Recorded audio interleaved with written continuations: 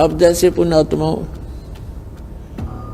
ये त्योहार मनाए जाते हैं, एक भक्त कह रहा था, एक नहीं बहुत से ऐसे भक्त में मिलते हैं, एक दो याद रह जाता है। उसने बताया था जब दीक्षा लेने आए किसी भक्त के माध्यम से साथ आए वो, उन्होंने बताया जी हमने आज 10 वर्ष हो गए कोई त्योहार नहीं मना लिया। कारण क्या है कि कभी तो हमारा एक 5-4 मेरे चाचा ताऊ 5-6 भाई थे, उनमें कभी तो किसी की मृत्यु हो जाती है, किसी खास जवान की, कोई बहन विधवा हो जाती है या घर का सदस्य मर जाता है। हमने 10 वर्ष हो गए कोई त्योहार नहीं मना लिया। तो पुण्यात्माओं अब वो त्योहार क्यों नहीं मना रहे? और जिनके यहाँ बिजली ना गिरी है वो नाचें गाँव बकवाद करें, खाक त्योहार। यहाँ पर तो परमात्मा कहते हैं कि यदि आपको समर्थ की शरण मिल गई फिर तो यहाँ आप खुशी मना सकते हो, और वो खुशी भी राम नाम में, भक्ति में।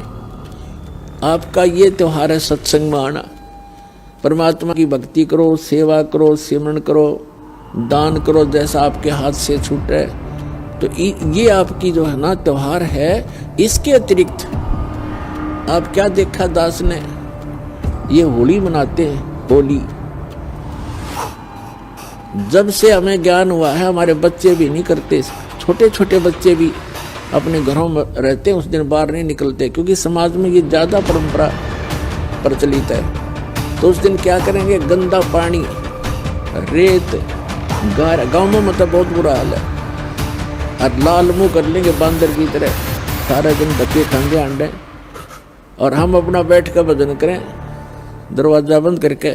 जैसे अब ये आएगी क्या नाम, पूर्णमासी रक्षाबंधन कहते हैं, सारी उल्टी परंपरा काल की।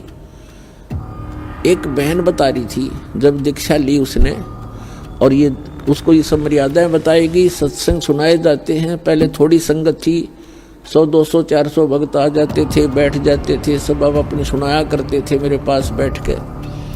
तो एक बहन कह रही थी जी आप, पहली बार तो मैंने दुख हुआ था इस बात का जब ये सुना कि भाई रक्षाबंधन भी भाई का नहीं बांधना है।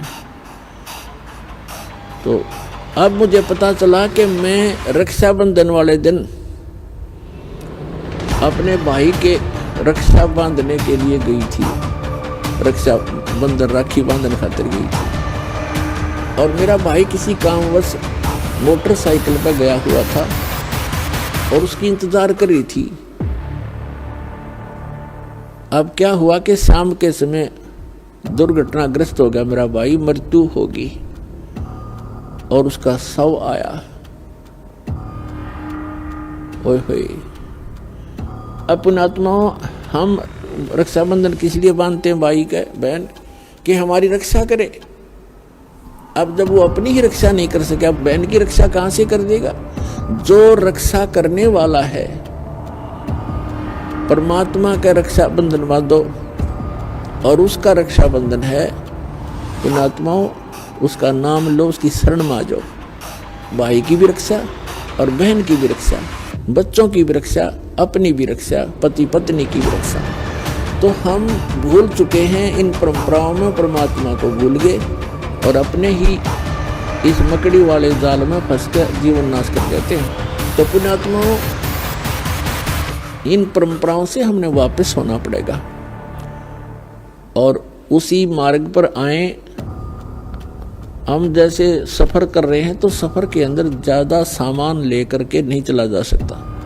तो ये जितनी परंपराएं हैं ये हमने लाद रखी है बेमतलब की, इनसे हल्का होकर ही हम इस सफ़र पर सफल होंगे और इनको हटाना होगा। अब आप देखते हो कोई भी त्योहार है, 2 किलो मिठाई लेके कोई इधर भाग रहा है, कोई इधर भाग रहा है, और एक परंपरा बना दी कि इतना सामान तो उस दिन लेके जाना पड़ेगा। वो मिठाई, वो घेवर जो भी ले जाते हैं वो कैसा बनता है, इतनी जनता को एकदम कहाँ से लाएंगे? वो इतना खोआ मावा बना करके, सारा डुप्लीकेट माल, अड़ंगा खाना। तो पुण्यात्मा पहले तो इस लोक में ये खुशी मनाने का स्थान नहीं है। हाँ, परमात्मा कहते हैं समर्थ का शरणा गहो रंग होरी हो, फिर कदे न हो ऐ काज राम रंग होरी हो। समर्थ की शरण गहो, समर्थ का शरणा गहो रंग होरी हो। आपके होरी माने खुशी। आपके घर में अगर खुशी मनानी है तो समर्थ की शरण में आ जाओ, आपका रोज होरी रहेगी। ये सत्संग में आना ये आपकी होली है, यही आपकी दीपावली है और यही आपके सारे त्योहार हैं। कहते समर्थ का शरणा गहो रंग होरी हो, फिर कभू ना हो अकाज, कोई आपका बुरा नहीं होगा। राम रंग होरी हो, राम के नाम की या खुशी बनाओ। तो इस प्रकार हमने इन अपनी मर्यादाओं को भी सीमित करना है और भक्ति तभी हमारी सफल होगी।